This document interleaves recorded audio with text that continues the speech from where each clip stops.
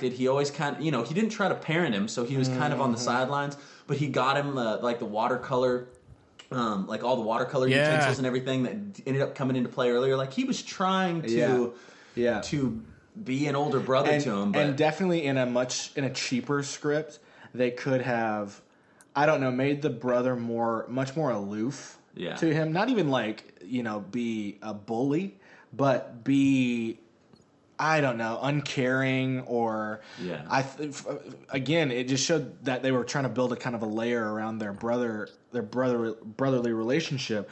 The scene where he asked him to forge the note. Again, in a cheaper movie, they would have just been like, "No, I'm telling mom," and then that would have been the end of it, and he would have gotten in trouble the next day. And again, we're layering the brother with he's accepting him, and he really is looking out for him. Yeah. Yeah. I think that comes full circle whenever at like the art competition thing, when he actually uses the watercolors and stuff that his brother gives him for that final like painting that makes it that was really cool. That was a cool little payoff. Agreed. Because I don't know. It wasn't like that was a big enough setup that I was just like, I don't know how they're going to tie together this watercolor loose thread. But when it came on the screen, I was just like, I remember that from as soon as he put it in the drawer, like stuffed it away, it was like, well, we all know that's going to come back, but I'm here. Let's go. Keep it it's coming. just a subtle little thing. Yeah. But it's good. That's good screenwriting. You know what I mean? Everything. There's no fat. Everything. What's the whole thing? The gun. There's not smoking gun. What is it? It's like the gun above the mantelpiece. That's the explanation. I forget what they call it. There's like a term, but it's like, every prop that is made reference to has a point in the story. Like something. Yeah, like if it shows up in the first act, it has to come back in the third act or something like that. Before we go to writing, because all of my notes basically are about the writing, just because it's so layered and but it's interesting because you made reference to the music. And I made a note about the music, and I feel like we may disagree about the music.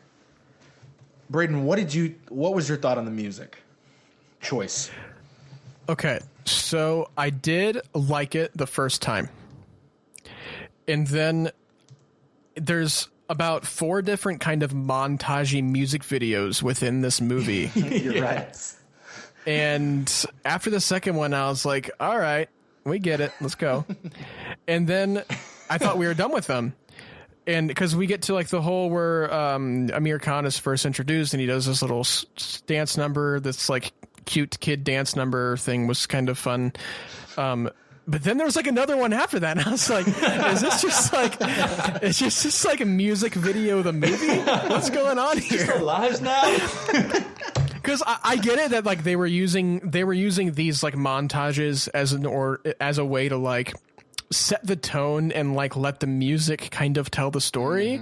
But I think that at least for me, it would have been more effective to do it once. Okay, that was cool. Move on. You don't need to do it 3 more times. Agreed. So I actually think the music numbers, let's just say it, because we actually touched on this earlier and kind of brushed past it. It's interesting because I would consider this a musical, but there's only real one like quote unquote musical number where he's like, you're right. He's having his little. There's one musical number, 3 huge musical montages. But they like but they're pieces. You know what I mean? They're like there's lyrics and they're like they only spontaneously break out into song and dance once. Yes, exactly. That's fair. That's fair. In case anyone's listening. But those they didn't always hit. I don't know. They worked. It was weird. They worked for me. I think what worked for me more was the score. I think the score was beautiful. Yeah. I really, really liked the score. I agree. I liked the score when the score was going with when I first watched it, I never got taken out, but I was like, wow, this is very dramatic. But it really wasn't until like I watched the second half again, and then earlier whenever you were watching it, and I was like in another room, and I could just hear the like, I was like, yep, I remember that. It's a very dramatic movie. Dude, something about Ishan's theme. I thought was really just, I love a good musical theme.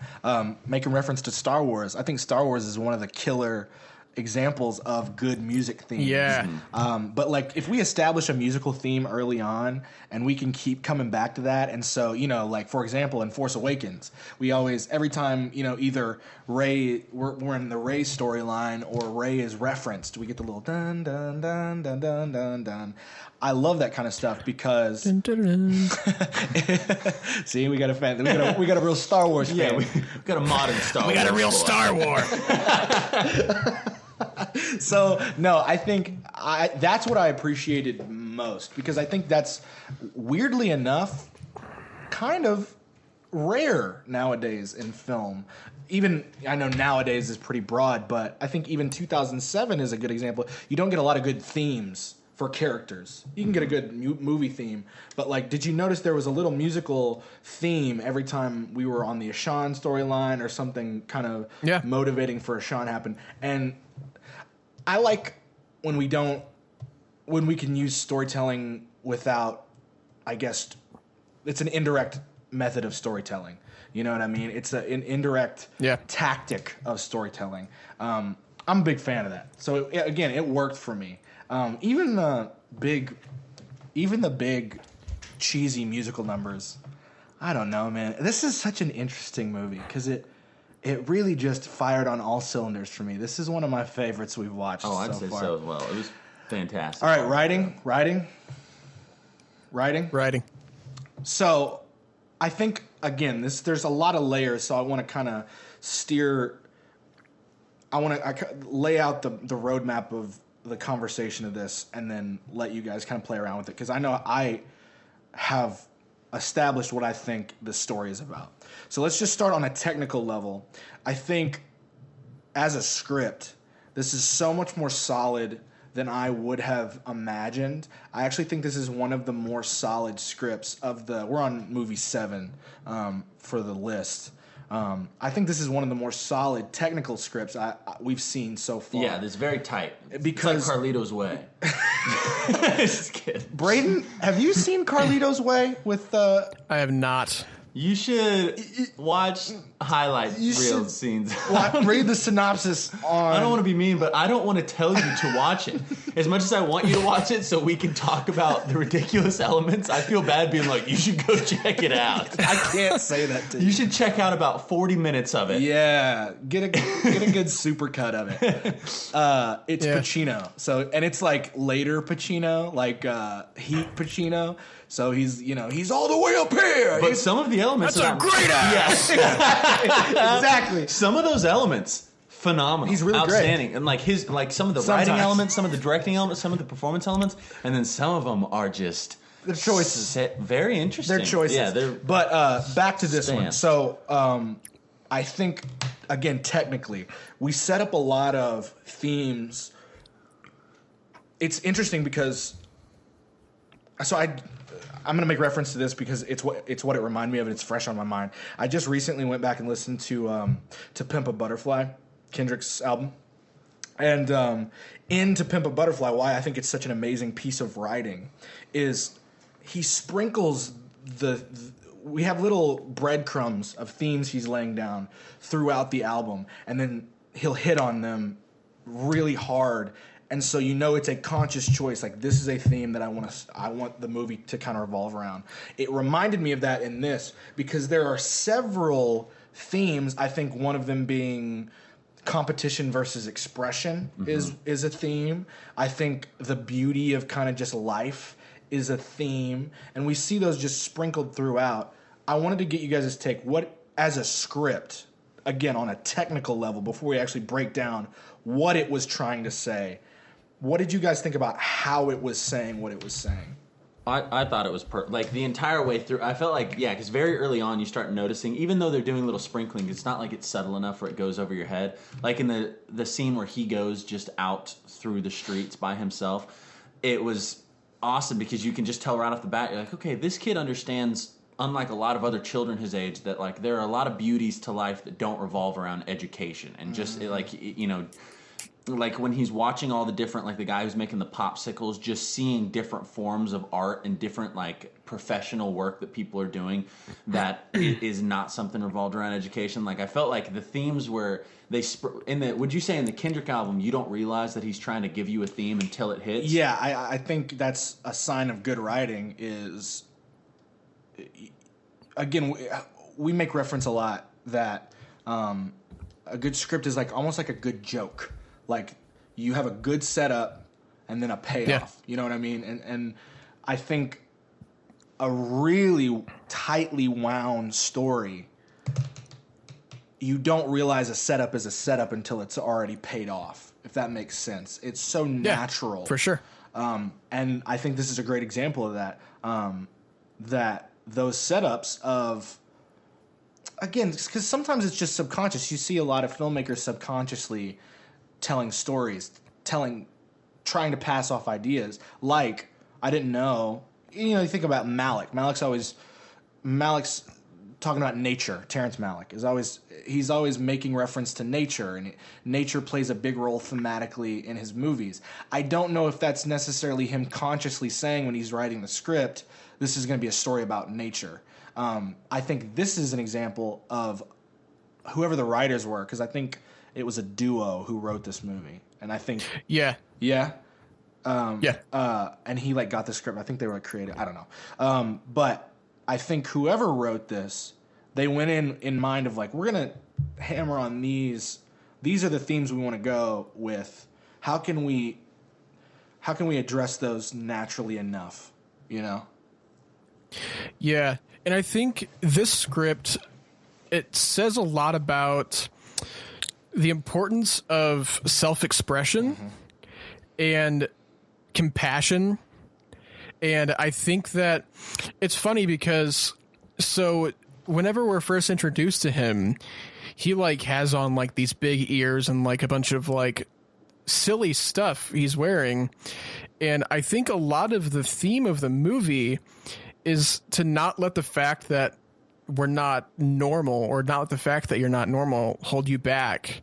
And I think that kind of comes full circle whenever we first meet him. He's kind of in a disguise almost. And then we eventually learn the way that he is and why he is the way that he is. And I think that's just so cool, because I think it's just, how do I put this? I think overall it's just the fact that don't let the fact that you're not normal, or you're not, what's the word I'm looking for? That you're not just one with society. Don't let that fact hold you back from doing what you can achieve. Yeah, no, I think I honestly did not put that together, but I think you're exactly right, because that was actually something that stood out to me in that little musical number, is that he had I don't know, it's that fine line where it could be just a costume choice and he just wanted to go all out. But I like to think with how tightly written the script kept with the themes, that you're right. It's funny because you say that, and when I first saw him, I was just like, wow, that's a weird look. And then, but immediately the kids are accepting of him immediately. Yeah. Yeah. Even if he's not just a normal looking guy to them. Well, so I thought that was let's cool. talk about that, because I feel like that's one of the bigger ones. Because I think this is one reason it hit so hard to me is when I say expression, a lot of times I think for me that's art, not necessarily film. I love film. I think film's, a game-changing medium in my life, but I just mean kind of art in general, music, painting. I think this is a movie about how it's funny because. So let me say what I was going to say. It's a movie about how expression has no limits. So, like I said, I think we're setting up a story about competition versus expression. How the father is really pushing the brother to be competitive in was it rugby? Tennis. It was tennis. Yeah. So so that's one side. And then you have Amir Khan's character who is pushing. He wants him to start painting, and he wants him to express his emotions. And the difference is, I thought it was really actually beautifully told, is the scene where